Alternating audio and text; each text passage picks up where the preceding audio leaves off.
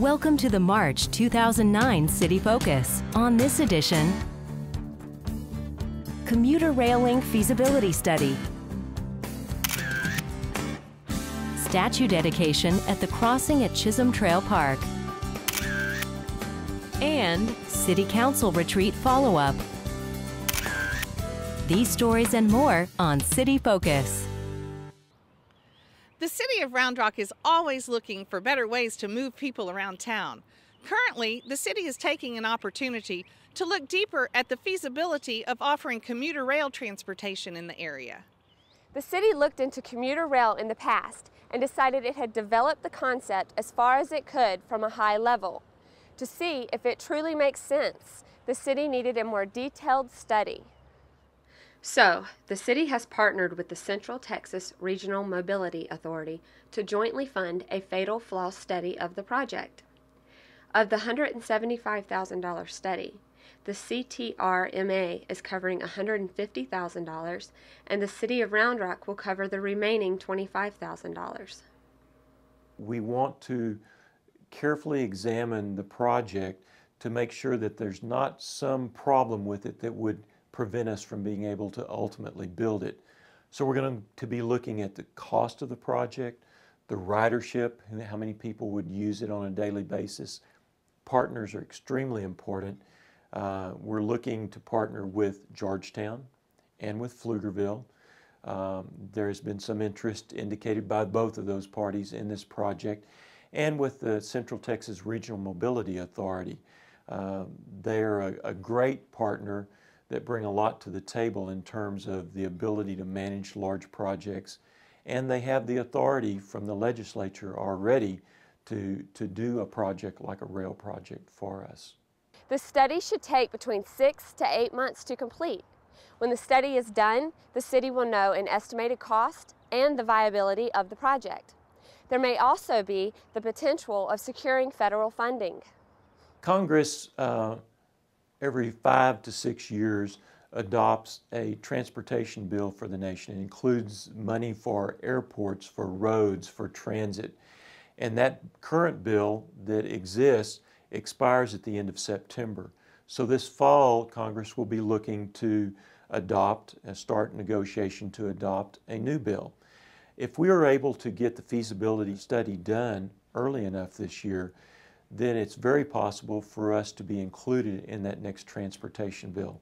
It's extremely important because it puts us on the roadmap nationally for funding. If we're not in this bill, the next bill will probably not be adopted for another 5 years. And so it would slow down our ability to pursue the project if we weren't included in this bill.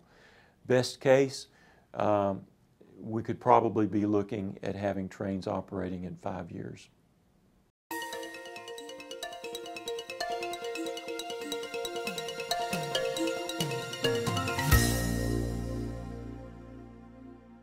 We work hard to keep the information on roundrocktexas.gov fresh and relevant. We want to take that concept one step further and offer a way for others to keep people up to date with city news and videos on their websites. To help make that happen, we decided to create some City of Round Rock website widgets. To check out our widgets, surf to roundrocktexas.gov/widgets. Here you'll see a brief description of how each widget looks, along with the code to have the information available on your website. The section at the bottom describes how the widgets are built if you'd like to do some basic customization. The idea is to give homeowners associations and other groups or individuals that would be interested in relaying city info to their audiences an easy way to make that happen. The Woods Homeowners Association is using a couple of our widgets, and you can see them in action at their site, thewoodshoa.org. Our website widgets are a great way to bring up-to-date local city content to your audience with no fuss. Check out roundrocktexas.gov/widgets to get city info on your site today.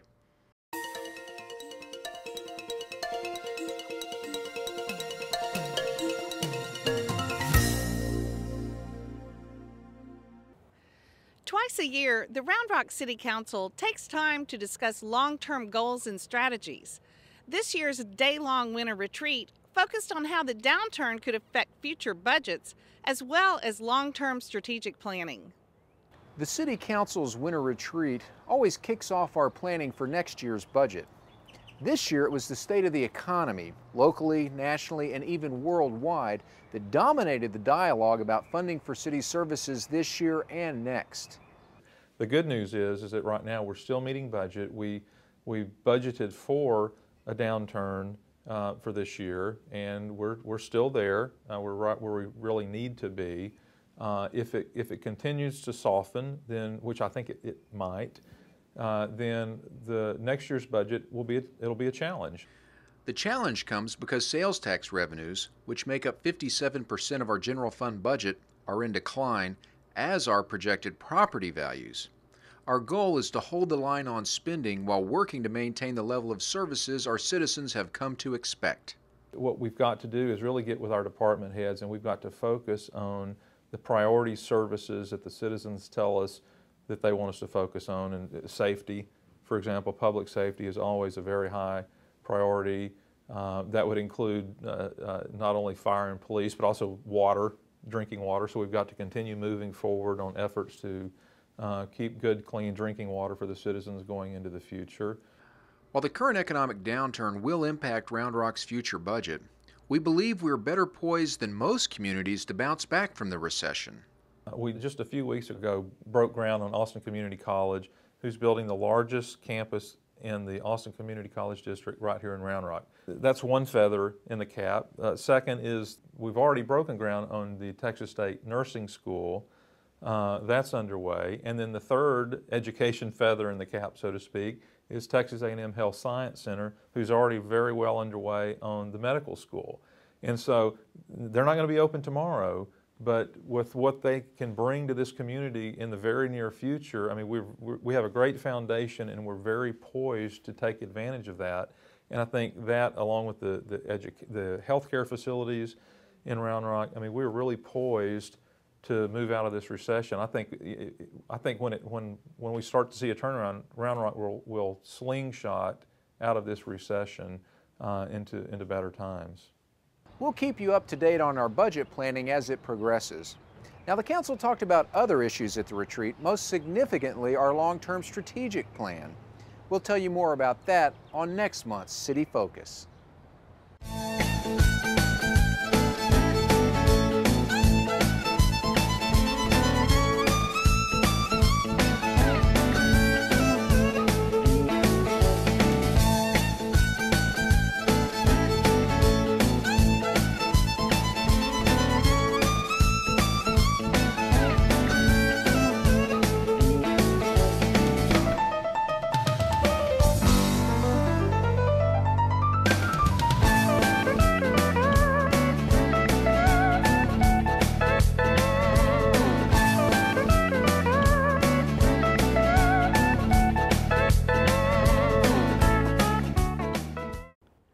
It's about to start heating up, so it's time to think hard about our water use.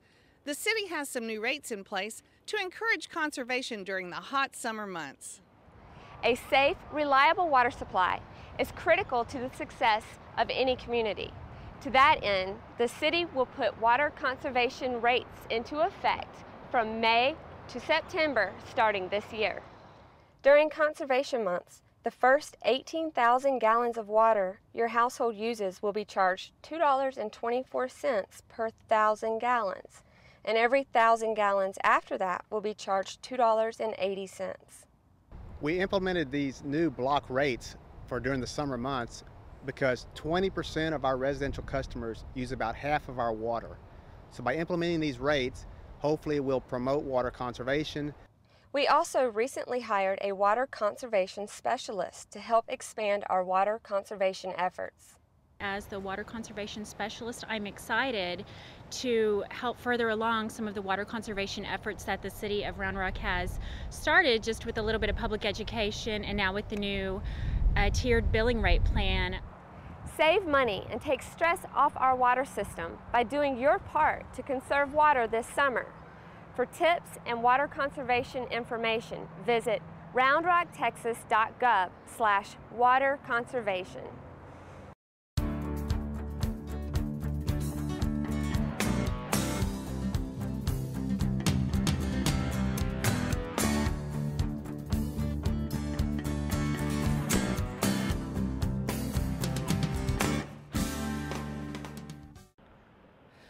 of our parks just got a new feature.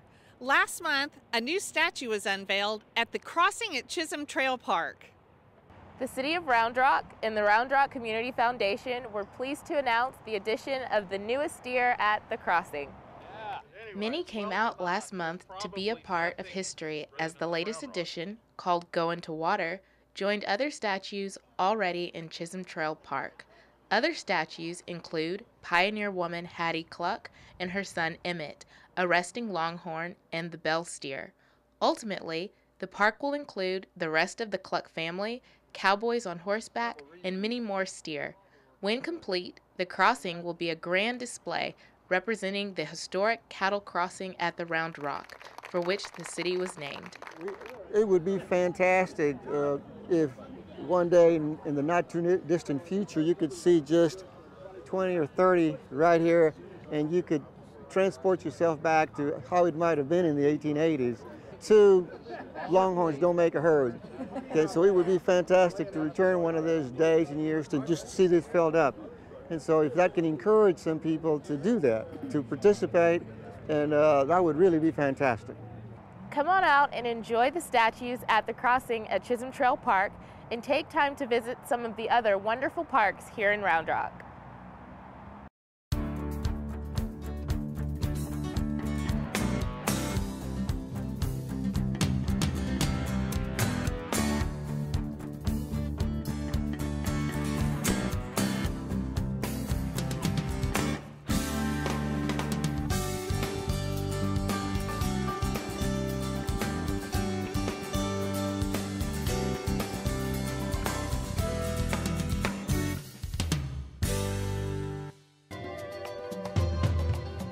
This program brought to you with support from the Round Rock Leader. Visit us on the web at rrleader.com.